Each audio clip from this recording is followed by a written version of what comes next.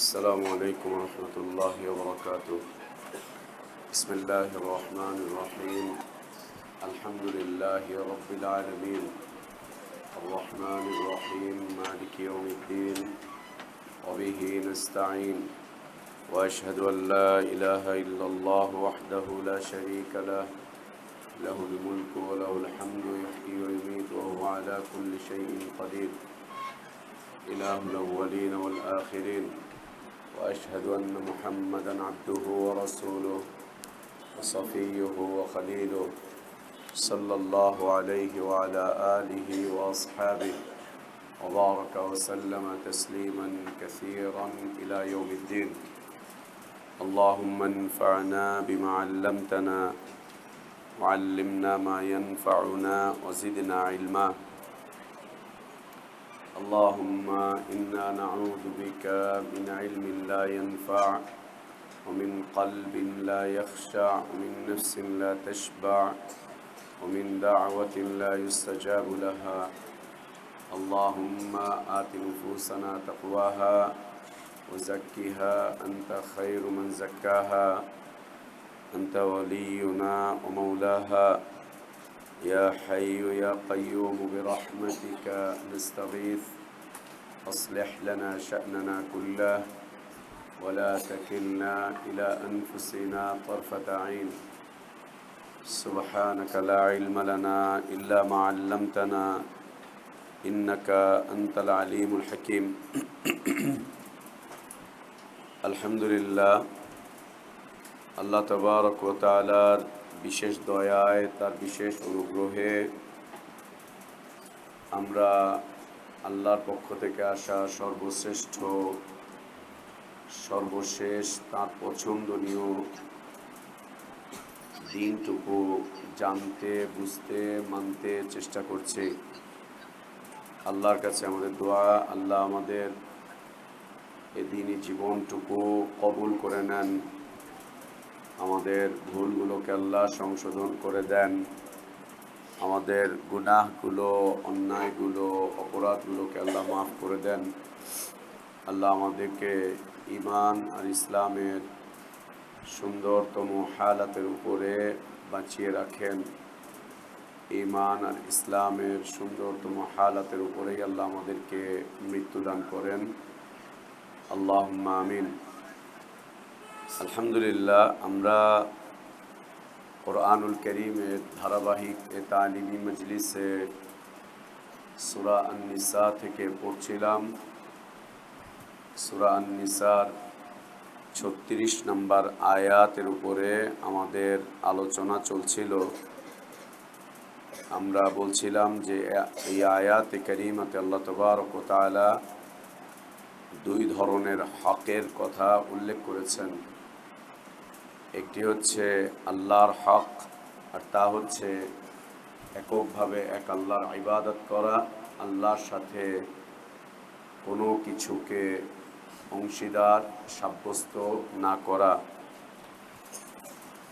আর বান্দার হক, আল্লাহ সুবহানাহু ওয়া তাআলা এই আয়াতে কারিমাতে কয়েক শ্রেণীর মানুষের কথা তুলে ধরেছেন। তার মধ্য হতে প্রাধান্য দিয়েছেন, সর্বাগ্রে রেখেছেন ওয়ালিদাইনের কথাকে। ওয়ালিদাইন মা বাবা। আর এখানে ওয়ালিদাইন বলে মা বাবাকে বোঝানো হয়েছে এ হচ্ছে গর্ভধারিণী মা এবং যার ঔরসে আমরা জন্মগ্রহণ করেছি বা জন্মদাতা পিতা, তারা উদ্দেশ্য।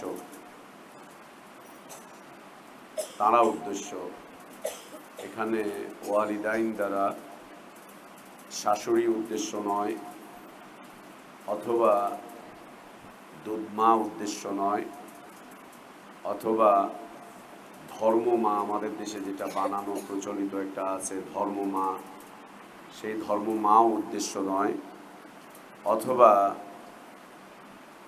ওই সমস্ত মাও উদ্দেশ্য না যেই মা বাচ্চাদেরকে দত্তক নিয়ে বড় করে। কিছু মহিলা আছে বাচ্চাদেরকে দত্তক নিয়ে বড় করে, দত্তক নিয়ে বড় করছে, নিজেদের সন্তান নেই, কোথাও থেকে দত্তক নিয়ে এসেছে, সেও উদ্দেশ্য না। এই এরা পড়বে হচ্ছে ভিন্নভাবে, ভিন্ন দিকে, মানুষ হিসাবে অথবা পড়োশী হিসাবে অথবা আত্মীয় হিসেবে, আত্মীয়তার বন্ধন অথবা দ্বীনি ভ্রাতৃত্ব, এগুলোর আওতায় পড়বে, ওয়ালিদাইনের আওতায় পড়বে না। যেমন নবী সাল্লাল্লাহু আলাইহি ওয়াসাল্লাম একটা ছেলেকে লালন পালন করতেন, যায়েদ রাদিয়াল্লাহু আনহু। আল্লাহ তাবারক ওয়া তাআলা বলছেন নবী সাল্লাল্লাহু আলাইহি ওয়াসাল্লাম তা এই ছেলের পিতা নন। এই ছেলের পিতা আল্লাহ নবী সাল্লাল্লাহু আলাইহি ওয়াসাল্লাম নন, এবং এই ছেলে নবী সাল্লাল্লাহু আলাইহি ওয়াসাল্লামের সন্তানও নয়, কোনো দিক থেকে সন্তান নয়, কোনো দিক থেকেই সে সন্তান নয়। তাহলে ওয়ালিদাইনের ক্ষেত্রে এই পিতা বা এই মাতা, যেমন শ্বশুর, সে ওয়ালিদাইনের অন্তর্ভুক্ত না, অথবা কেউ একজন লালন পালন করেছে, তাকে পিতা না, সেও ওয়ালিদাইনের অন্তর্ভুক্ত না। আর এরা যদি ওয়ালিদাইনের অন্তর্ভুক্ত না হয় তো পীর বাবার হালত কি? পীর সাহেব বাবা, হ্যাঁ, পীর বাবার তো মান মর্যাদা জন্মদাতা বাপের চাইতেও বেশি, তাই না? আমাদের দেশের এই মানুষগুলো নিজের বাপকে না খাইয়ে রাখে, পীরের দরগায় নিয়ে গরু দিয়ে আসে, অথচ বাপ না খেয়ে পড়ে আছে, বাবার হক আদায় করে না, বাবার খাবার দাবার, বাবার যে মৌলিক চাহিদাগুলো পাঁচটি, যেটা আমরা বলছিলাম সেদিন, এই হক বাবার জন্য আদায় করে না, পীরের দরগায় মান্নত পাঠাচ্ছে, গরু ছাগল, আর এখন তো আরো বড়, উটের প্রচলন শুরু হয়েছে। উট পাঠায় পীর বাবার, মরা বাবার সন্তুষ্টির লক্ষ্যে। পীরের হক আদায় হয় না যতক্ষণ না পীর বাবার কাছে নিজের জীবনের কামাই রোজগারের বড় একটা অংশ না দিয়ে আসে। ওদিক দিয়ে জন্মদাতা বাবা, গর্ভধারিণী মা, তারা হয়তো না খেয়ে আছে, তাদের হয়তো সারা জীবন খোঁজ খবর নেয় না। কি জবাব হবে আল্লাহর কাছে? তো ওয়ালিদাইন দিয়ে,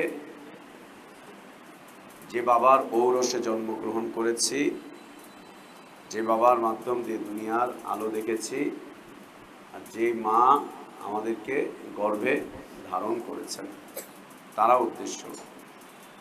এবং তাদের সাথে আল্লাহ তাবারক ওয়া তাআলা ইহসানের আচরণ করতে বলেছেন। গতকাল আমরা যে হাদিসে জিবরিলের অংশ বিশেষ তুলে ধরেছিলাম, যে নবী সাল্লাল্লাহু আলাইহি ওয়াসাল্লাম ইহসানের কথা বলেছেন, যে ইহসান হচ্ছে আন তা'বুদাল্লাহা কাআন্নাকা তারাহু ফাইন লাম তাকুন তারাহু ফাইন্নাহু ইয়ারাকা। মা বাবার হক এভাবেই আদায় করো যে আল্লাহ তোমাকে দেখছেন। জোরে কথা না, অশালীন কথা প্রশ্নই আসে না।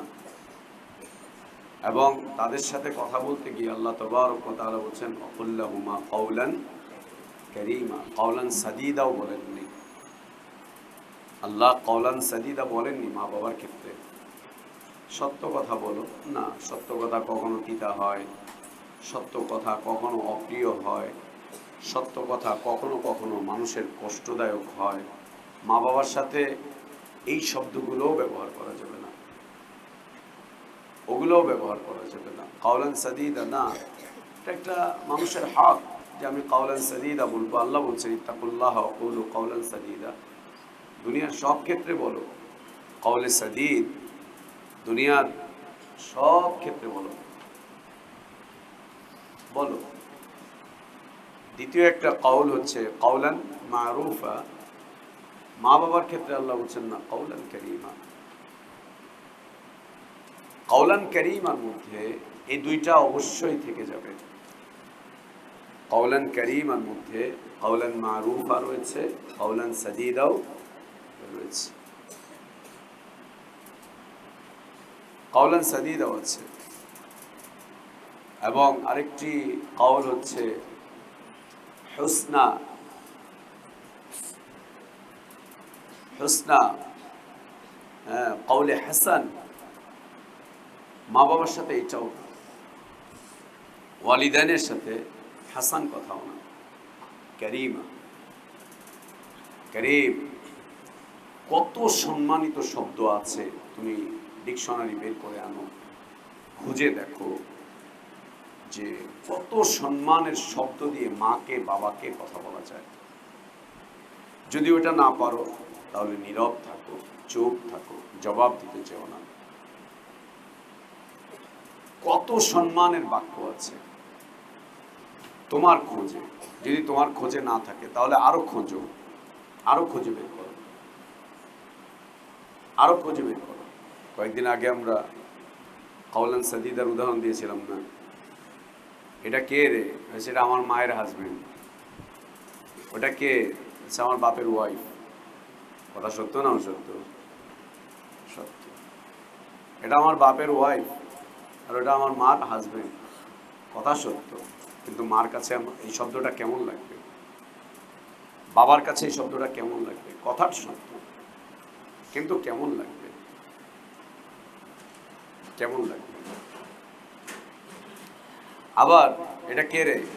এটা আমার বাপের পোলা।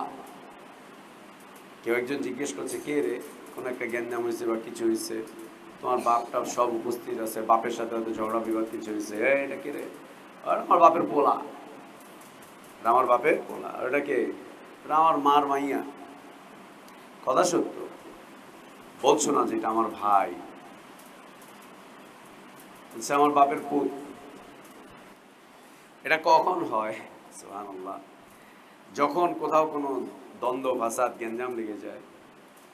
মুসা আলাইহিস সালাতু ওয়াস সালাম ফিরে আসলেন, এসে দেখলেন তার কওম বাছুর পূজায় লিপ্ত হয়ে গিয়েছে। হারুন আলাইহিস সালাতু ওয়াস সালামকে জিজ্ঞেস করলেন, কি করলা তুমি? তোমাকে রেখে গেলাম এই জাতির দায়িত্বশীল করে, কি রেখে গেলাম আর তুমি কি দিলা? আমি কি রেখে গেলাম আর তুমি কি দিলা? কি পেলাম এসে? মুসা আলাইহিস সালাতু ওয়াস সালাম রাগ হয়ে গেলেন হারুন আলাইহিস সালাতু ওয়াস সালামের সাথে, যে উম্মতের এই অবস্থা কেন? তুমি আল্লাহর নবী, তুমি থাকা অবস্থায় তোমাকে আমার স্থলাভিষিক্ত করে গেলাম, তুমি থাকা অবস্থায় এই অবস্থা হলো কেন? কেন হলো এটা? যে রাগ হয়ে গেছেন, হারুন আলাইহিস সালাতু ওয়াস সালাম বলছেন, ইবনা উম্মা লা তাখুয বিলিহিয়াতি ওয়ালা বিরাসি, এ আমার মায়ের ছেলে, এ আমার মায়ের ছেলে। এটা কি হলো কথাটা? এ আমার মায়ের ছেলে। এখানে বিষয় হচ্ছে যে মা সম্মানিত, মা মর্যাদাবান। হারুন আলাইহিস সালাতু ওয়াস সালাম মাকে সাইনবোর্ড হিসাবে ব্যবহার করে বাঁচতে চাচ্ছেন। এ আমার মায়ের ছেলে, তুমি আর আমি দুজন তো এক মায়ের পেটেই এসেছি, তোমার কাছে তো আমার মায়ের একটা বিশাল মর্যাদা আছে, তুমি বিশ্বাস করো, তুমি তো আমার মায়ের ছেলে, আমি কিন্তু অন্য ঘরের না, একই গর্ভের, একই জায়গার, একই এই সেই। ইবনা উম্মা লা তাখুয বিলিহিয়াতি ওয়ালা বিরাসি। হ্যাঁ, কি সৌন্দর্য ভাষায়। ইবনা উম্মা, আমার মায়ের ছেলে। এদিকে কি করেছেন? মা তার কাছে সম্মানিত, এই সম্মানিত ব্যক্তিত্বকে তিনি কাজে লাগিয়ে ভাইয়ের রাগ থেকে বাঁচতে চেষ্টা করছেন, ভাইয়ের ক্রোধ থেকে, ভাইয়ের পাকড়াও থেকে বাঁচতে চেষ্টা করছেন। ইবনা উম্মা লা তাখুয বিলিহিয়াতি ওয়ালা বিরাসি। তো ওয়ালিদাইনের ক্ষেত্রে কাওলান কারীমা, কাওলান কারীমা। আরো কত সম্মানিত বাক্য আছে, আরো কত সম্মানিত বাক্য আছে। যত বেশি সম্মানিত বাক্য আছে, যত বেশি পারো মর্যাদাপূর্ণ বাক্য, কি খুঁজে পাও। এবং এই কথাগুলো বলতে গিয়ে একদম নিচু স্বরে, চিল্লে চিল্লে না, বাবা কি করো এগুলা, না না না না, এমনটা না। গাধার মতো করে চিৎকার দিয়ে বাপকে ডাকছে, গাধার মতো চিৎকার দিচ্ছে, গাধার মতো করে চিৎকার দিয়ে মাকে ডাকছে। মা এসে বলতেছে, কিরে এত চেঁচাস কেন? চেঁচামো না, সারা জীবন তুমি করে দীক্ষা রয়েছে, তো চেঁচামো না তো কি করো? তুমি কানে শোনো না? কয়বার ডাকছি তুমি শোনো না, তো চেঁচামো না তো কি করো? ইন্না লিল্লাহি ওয়া ইন্না ইলাইহি রাজিউন। আল্লাহ মুসিবত এগুলো এই উম্মতের উপরে, এই উম্মতের উপরে মুসিবত এগুলো।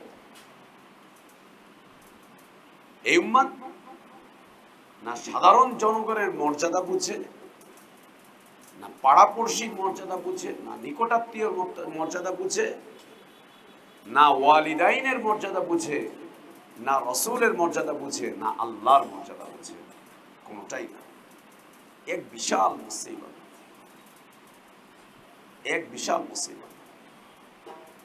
না তার রবের মর্যাদা বুঝে, যে রবের জন্য কোন ধরনের শব্দ চয়ন করা যায়।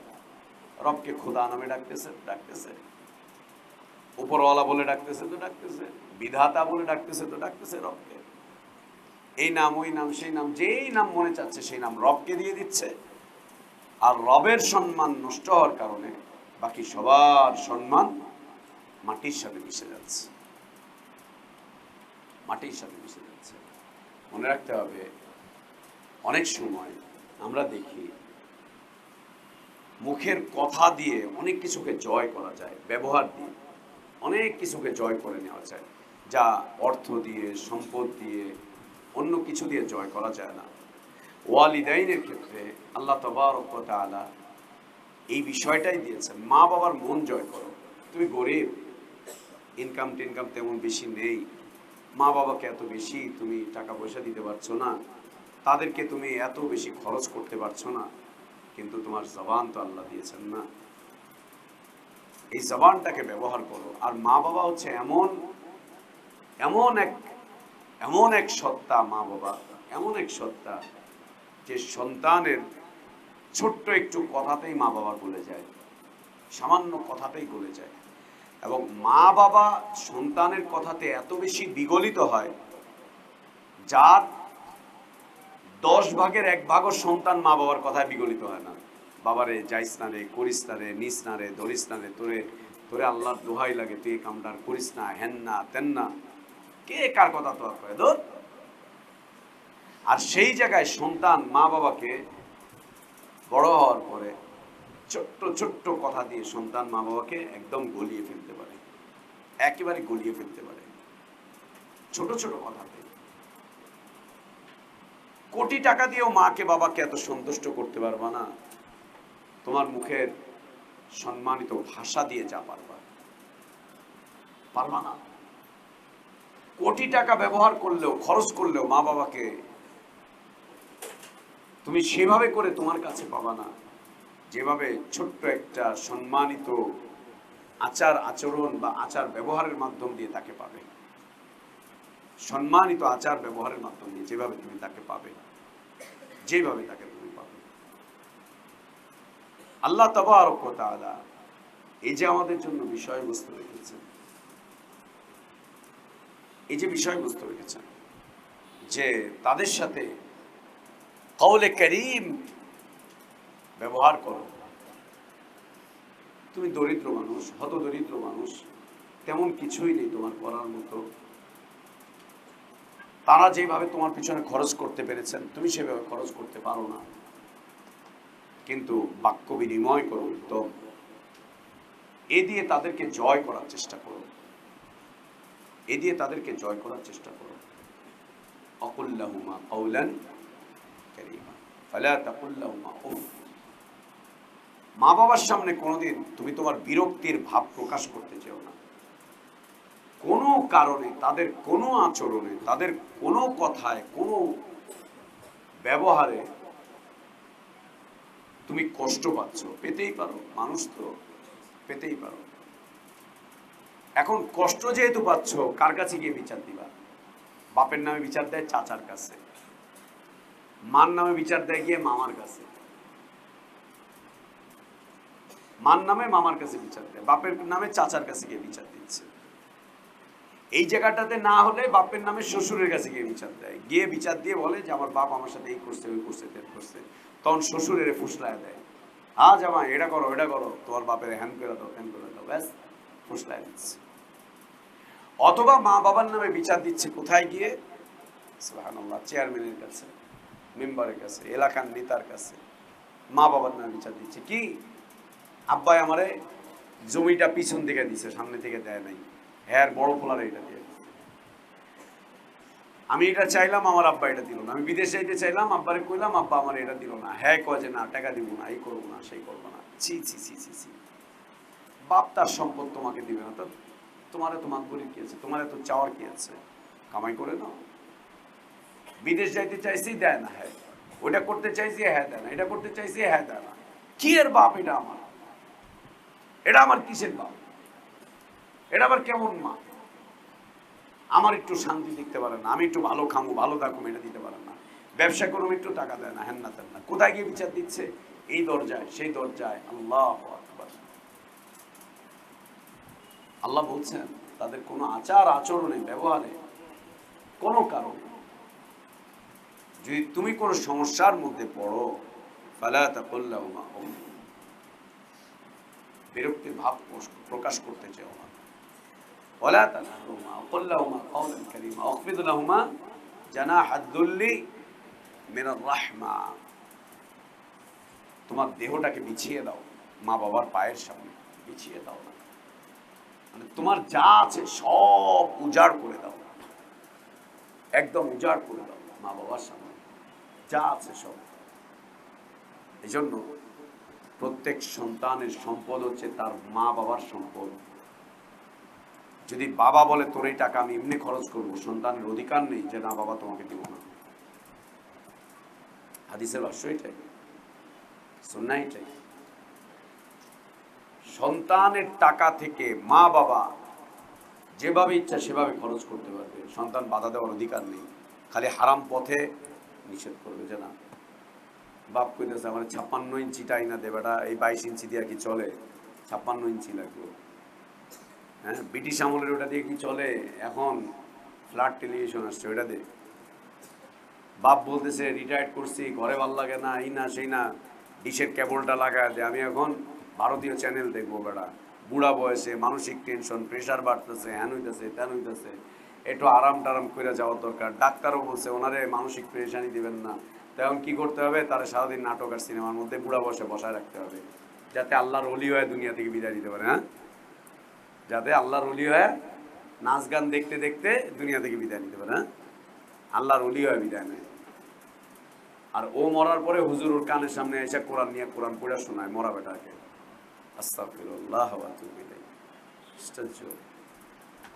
হালাল পথে মুমিন মা বাবা তার মুমিন সন্তানের সম্পদকে খরচ করার অধিকার রাখে। বাবা যদি বলে আমার এটা কইরা দে, দিতে হবে। তোমার কাছে দুইটা চাহিদা একসাথে এসছে, তোমার মায়ের আর তোমার ওয়াইফের, কারটা আগে পুরো করবা? তোমার মা একটা লিস্ট দিছে আর তোমার ওয়াইফ একটা লিস্ট দিছে, কারটা আগে এনে দিবা? জি হুজুররা কথা বলেন।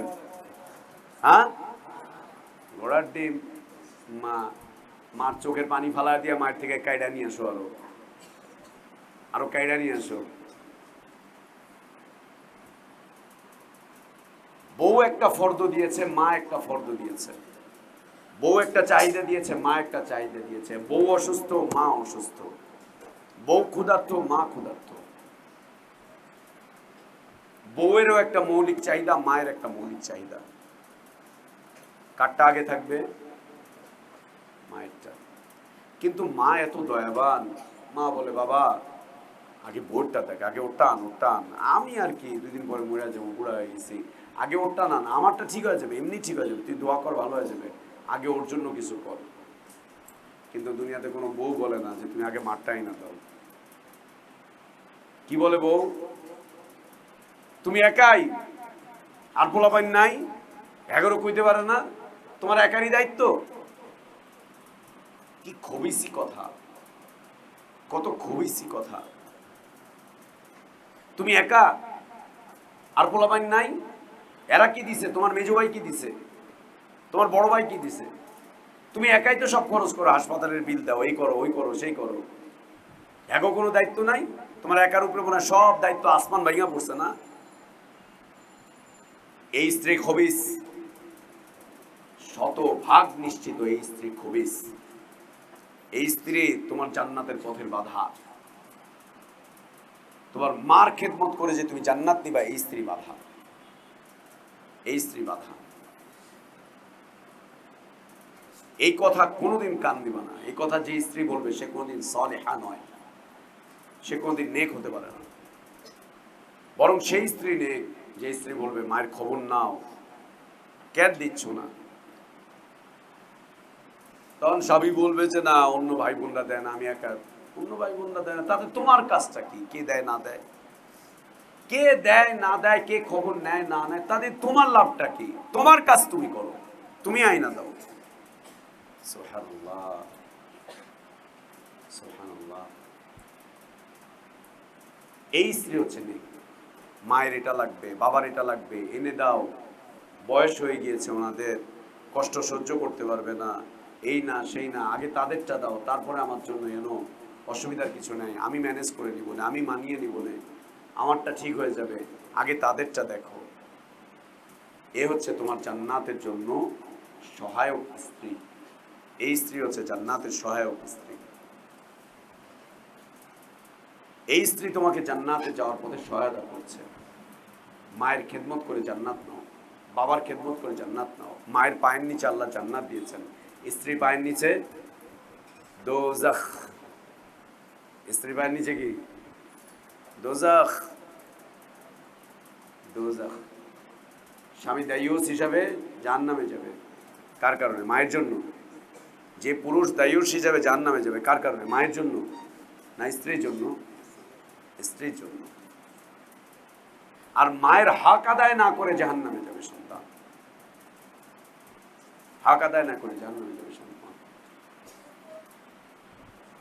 অতএব জান্নাত বান্ধব স্ত্রী যেন আমাদের বাড়িতে থাকে। এখন বাজারে অনেক কিছু পাওয়া যায় না, পরিবেশ বান্ধব চুলা, পরিবেশ বান্ধব তরকারি, পরিবেশ বান্ধব হাঁড়ি পাতি, পরিবেশ বান্ধব লোটা। লোটা জিনিস বদনা, বদনা আসতেছে, স্বাস্থ্যসম্মত বদনা। কি এটা? একটা গবেষণায় পরীক্ষা নিরীক্ষা করে দেখা গেছে এই ধরনের বদনা ব্যবহার করলে পরে বাথরুমের ওই সমস্যা হয় না। স্বাস্থ্যসম্মত লোটা, বদনা। সুবহানাল্লাহ। জান্নাত বান্ধব স্ত্রী করো, জান্নাত বান্ধব সন্তান হও। এমন সন্তান হও যে সন্তান, যে মা, এমন সন্তান হও যে মায়ের সন্তান হওয়ার কারণে তোমার জান্নাতে যাওয়া সহজ হয়। আর যদি স্ত্রী রাখতে চাও তো জান্নাত বান্ধব স্ত্রী রাখো। এমন স্ত্রী যেন থাকে যে স্ত্রীর কারণে তুমি জান্নাতে যেতে পারো, তোমার কারণে যে স্ত্রী জান্নাতে যেতে পারে। উভয়ের কারণে যেন উভয় আমরা জান্নাতি হতে পারি। ওর কারণে আমি জান্নাতি, আমার কারণে ও জান্নাতি, আমার কারণে ও জান্নাতি, ওর কারণে আমি জান্নাতি। জান্নাত বান্ধব পরিবার গড়ে তোলো, যা ছিল সাহাবায়ে কেরাম রাদিয়াল্লাহু আনহুম আজমাইনদের। জান্নাত বান্ধব পরিবার ছিল তাদের, জান্নাত বান্ধব পরিবার। এক্ষেত্রে তারা আপোষ করতেন না, এক্ষেত্রে তারা বিলকুল আপোষ করতেন না। জান্নাত বান্ধব পরিবার, জান্নাত বান্ধব সন্তান, জান্নাত বান্ধব স্ত্রী, জান্নাত বান্ধব মা বাবা, জান্নাত বান্ধব আশপাশের পাড়া পড়োশি, এটা জান্নাত বান্ধব হয়। দুনিয়ার জীবনটা এভাবে করেই চালিয়ে নিয়ে যেতে হবে যে কি দিয়ে আমি জান্নাত পাবো, কি দিয়ে আমার জান্নাতে যাওয়াটা সহজ হবে, কি দিয়ে সহজ হবে। সন্তানের পিছনে যেভাবে মা বাবা উজাড় করে খরচ করছে, সন্তানকে এভাবে উজাড় করে খরচ করতে হবে, এভাবে উজাড় করে খরচ করতে হবে। তোমাকে আমাকে যেভাবে মা বাবা কোলে করে নিয়েছে, যখন হাঁটতে পারিনি, চলতে পারিনি, অসুস্থ হয়েছিলাম, জ্বর হয়েছিল, হাসপাতালে নেওয়া দরকার হয়েছে, মা বাবা তখন যেভাবে তোমাকে আমাকে কোলে করে, পিঠে করে, কাঁধে করে সেবা দিয়েছে, শুশ্রূষা করেছে, যেভাবে আমাদেরকে তোমাকে আমাকে হাঁটতে শিখিয়েছে, হোঁচট খেয়ে পড়ে যাচ্ছি, আবার হাত ধরেছে, আবার পড়ে যাচ্ছি, আবার হাত ধরেছে, আবার পড়ে যাচ্ছি, আবার হাত ধরে নিয়ে গিয়েছে, হাঁটতে শিখিয়েছে, চলতে শিখিয়েছে, বলতে শিখিয়েছে, কোলে পিঠে করে যেভাবে করে তোমাকে আমাকে নিয়ে গিয়েছে, যেদিন তারা মাজুর হবেন, যেদিন তারা দাঁড়াতে পারবেন না, সেদিন তোমার পা দুটা যেন তাদের পা হয়ে যায়। যেদিন তারা চোখে দেখতে পাবেন না, চোখের দৃষ্টি কমে যাবে, সেদিন যেন তোমার চোখ দুটো তাদের চোখ হয়। যেদিন তারা বলতে পারবেন না, সেদিন তোমার জবান যেন তাদের জবান হয়। যেদিন তারা নিজেদের ভার নিজেরা উঠাতে পারবেন না, সেদিন যেন তারাই তোমাদের একমাত্র ভার বহন, তোমরাই যেন তাদের একমাত্র ভার বহনকারী হও। সন্তানের ভার যেভাবে মা বাবা বহন করেছে, সেভাবে যেন তুমি একমাত্র তার ভার বহনকারী হও। তুমি যেন তার ভার বহনকারী হও। যেভাবে তারা তোমাকে কাঁধে তুলে নিয়েছে, তুমিও যেন সেভাবেই তুমি যেন সেভাবেই তাদেরকে কাঁধে তুলে নিয়ে যাও। তোমাকে যেভাবে ছোটবেলায় হাত ধরে ধরে মসজিদে নিয়ে এসেছে, কোনো কারণে স্ট্রোক করে প্যারালাইজ হয়ে যাওয়ার কারণে বাবা আর হাঁটতে পারে না, কিন্তু দিলে অনেক আশা মসজিদে গিয়ে সালাত আদায় করবে, কিন্তু তুমি তাকে আর নিয়ে আসো না। তুমি ঢাংঢাং ঢাংঢাং করে জামাতে সালাত আদায় করতে চাও, চলে আসো।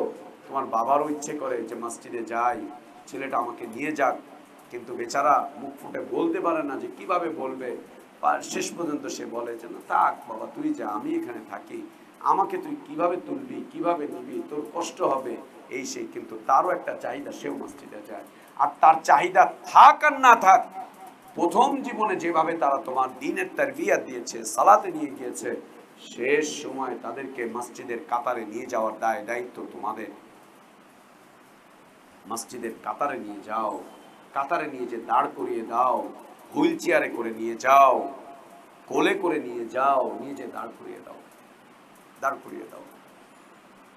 আমি দাম্মামে যে মসজিদে ছিলাম, ওই মসজিদে একজন মুসল্লি ছিলেন, আবু জুমাইদ নাম, বড় ছেলের নাম জুমাইদ, আবু জুমাইদ। লোকটা ছিল বেশ এরকম মোটা, বয়স্ক লোক। তার 6টা ছেলে ছিল, মেয়ে কয়টা জানি না, 6টা ছেলে ছিল। এই ছেলেগুলো তাকে ফজরের সময় মসজিদে নিয়ে আসতেন, এবং তার অভ্যাস ছিল, তাকে আমি সুস্থও দেখেছি, অসুস্থও দেখেছি। সুস্থ থাকা অবস্থায় তার অভ্যাস ছিল, তিনি ফজরের আজানের আগে চলে আসতেন, এসে তিনি আজান দিতেন। এই লোকটা, উনি আজান দিতেন, আজানেরও আগে চলে আসতেন, এসে 2-4 রাকাত সালাত করতেন মসজিদে, এরপরে তিনি আজান দিতেন। আজান দেওয়ার পর আমার গেটে নক করতেন, যারা আমি সালাতে আসি, জামাতের ইমামতি করি, নক করতেন। হঠাৎ করে তিনি স্ট্রোক করলেন, দাঁড়াতে পারেন না, হাঁটতে পারেন না।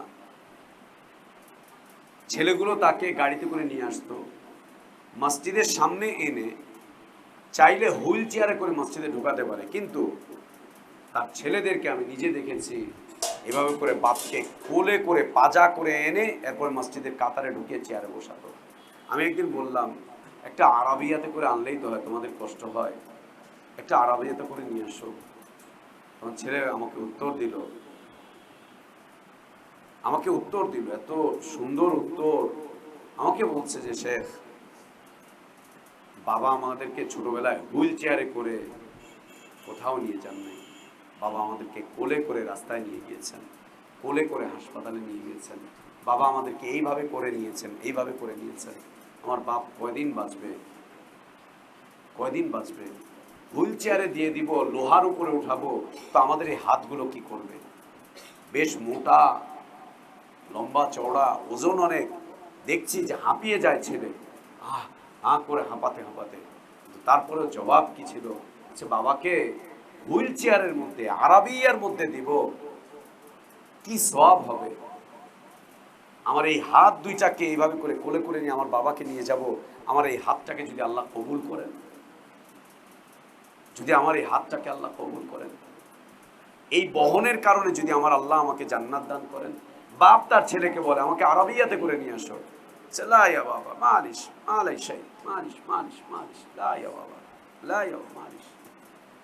গেটের সামনে এনে করে কোলে করে নিয়ে এরপরে চেয়ারে বসাতেন।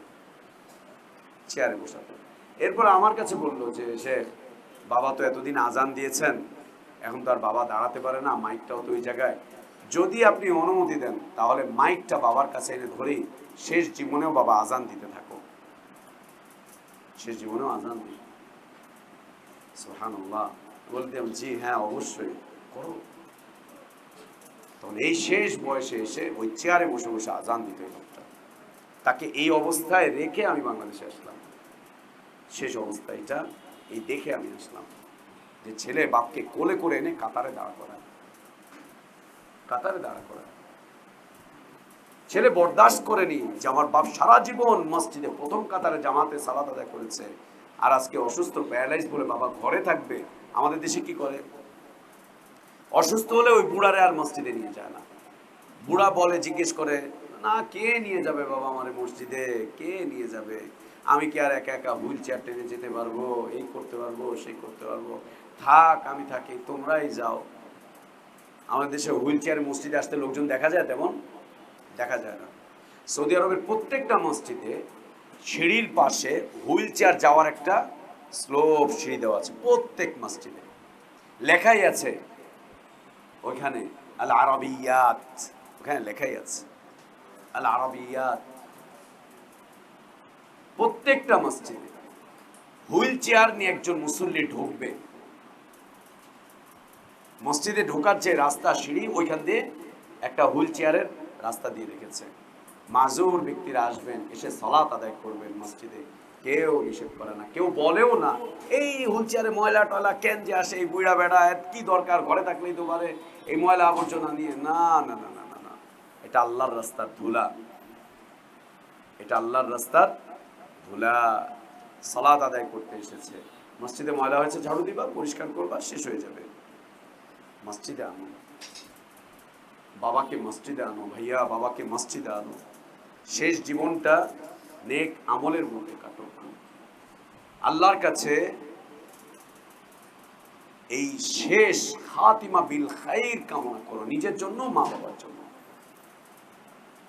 আল্লাহর কাছে কামনা করো, এবং আল্লাহর কাছে দোয়া করো। ওয়ানাখতিম বিসসাআদাতি ওয়াশ শাহাদাতি আজালানা, দোয়া করো আল্লাহর কাছে, নাখতিম বিসসাআদাতি ওয়াশ শাহাদাতি আজালানা। আল্লাহ শেষ সময়টা সাআদাতের সাথে শাহাদাতের সাথে তুমি আমাদের শেষ করো। খাতিমা বিল খাইর চাও, হুসনে খাতিমা চাও, মা বাবার জন্য, নিজের জন্য, নিজের জন্য। বাবাকে বেশি থেকে বেশি মসজিদের কাতারে দাঁড় করিয়ে রেখে দাও, বসিয়ে রেখে দাও। সন্তান এটা পারে না, এটা করে না, আলেম ওলামারাই করে না, সাধারণ জনগণ তো প্রশ্নই আসে না। আমাদের দেশে তুমি দেখবাই না যে প্যারালাইজ কোনো রুগী এক সাইড প্যারালাইজ হয়ে গিয়েছে, তার ছেলে তাকে হুইল চেয়ারে করে টেনে টেনে মসজিদে এনে কাতারে দাঁড় করিয়ে দিচ্ছে, দেখবা না, দেখা যায়। গ্রাম দেশে তো নাই, শহরেও না। এই বুড়ো বেটা সারা জীবন সালাত আদায় করেছে, জীবনের শেষ মুহূর্তে 5 বছর 6 বছর সালাত আদায় না করে ওই অন্ধকার ঘরে মরে মরে পচে পচে অন্ধকার ঘরেই শেষ হয়ে যায়, অন্ধকার ঘরেই শেষ হয়ে যায়। কেন? এটা দিন। আখফিদ লাহুমা জানাহাল যুল্লি মিনার রাহমাহ, আখফিদ লাহুমা জানাহাল যুল্লি মিনার রাহমাহ। তোমার এই বাহুগুলোকে বিছিয়ে দাও এবং দয়ার সাথে বিছাও, কল্যাণের সাথে বিছাও, আগ্রহ নিয়ে বিছাও। তোমার এই বাহুগুলোকে, এই সিনাটাকে বিছিয়ে দাও, এই কোলটাকে বিছিয়ে দাও, ওই কাঁধটাকে বিছিয়ে দাও রহমতের সাথে, দয়ার সাথে। অন্তরে কষ্ট নিয়ে না, অন্তরে কষ্ট নিয়ে না, বিরক্তি নিয়ে না। বিরক্তি বুড়ো, সুবহানাল্লাহ, না সুবহানাল্লাহ। পেশাব করে বাবা বিছানায় পড়ে আছে, কেউ দেখে না, 8 ঘন্টা 10 ঘন্টা 12 ঘন্টা কেউ দেখে না, গন্ধে এরকম নাক বদ্ধ করে রেখে বেশ আস্তে করে চলে যায়। বুড়ি মা এসে করবে, ছি, ওর মা এসে করবে। বোনকে বলে, তোর একটু আইসা বাবের খেদমত করতে পারিস না, ছি। মা বাবার পেশাব পরিষ্কার করবা তো আল্লাহ তোমার জাহান্নামের রাস্তা পরিষ্কার করে তোমার জন্য জান্নাতের রাস্তা ক্লিয়ার করবেন, রাস্তা ক্লিয়ার করবে। মা অসুস্থ, পরিষ্কার করো। মা বাবা যখন আরজালিল অমরে গিয়ে পৌঁছায় তখন আর তাদের ওই সতর মতর কিচ্ছু থাকে না, সতর টতর আর কিচ্ছু থাকে না। যতটুকু পারো ঢাকো। পেশাব করছে, পায়খানা করছে, পরিষ্কার করো, মুছিয়ে দাও, ধুইয়ে দাও, গোসল করাও মাকে, গোসল করাও মাকে, গোসল করাও। গৌমূত্র পরিষ্কার করো। না, পেশাব পায়খানার মধ্যে মাকে বাবাকে ফেলে রেখে দিয়েছে, কে পরিষ্কার করবে? কাজের মহিলা এনে দিয়ে দেয়, যে কাজের মহিলা পাইতেছে না ভাই, কি করুম কোন দেহি, কোনো লোক পাই না একটু পরিষ্কার টরিষ্কার করার। আমার কি এগুলো এখন ভক্তি টক্তি হয় বলেন? এই বুড়া মানুষের গৌমূত্রের কি গন্ধ বুঝেন? কি ছোট বাচ্চা? সুবহানাল্লাহ। পায়খানা তো পায়খানায়, গন্ধ তো গন্ধ, পেশাব তো পেশাবই। ছোট আর বড় কি আছে? ছোট আর বড় কি আছে? আখফিদ লাহুমা জানাহাদ যুল্লি মিনার রাহমা।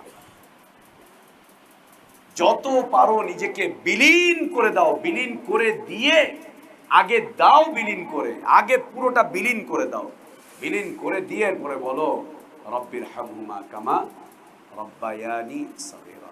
কিচ্ছু করবা না, মা বাবার কোনো হক আদায় করে না।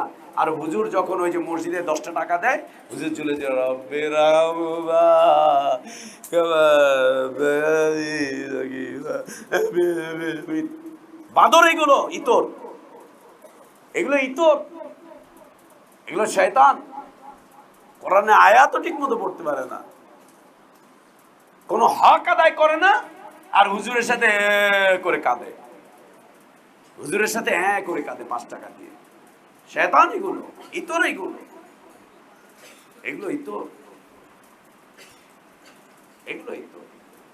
জীবিত অবস্থায় মা বাবার জন্য কোনো হক আদায় করে নাই, এখন 10 টাকা দিয়ে হুজুরকে দিয়ে সুর করে কাঁদায়, আর ও করতে থাকে। বদ জানো টাকা ইতর।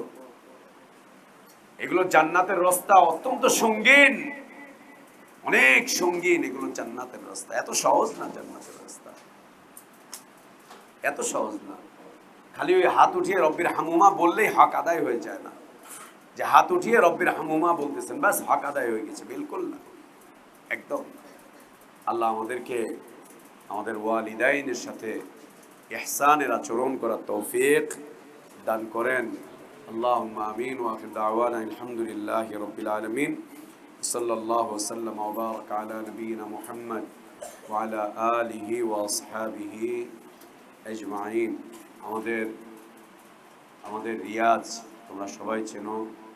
ওর বাবা খুব অসুস্থ, কিডনি দুটাই ফেল করছে, ডায়ালিসিস চলতেছে, গতকালকে থেকে আইসিইউতে একদম মুমূর্ষু অবস্থায় আছে।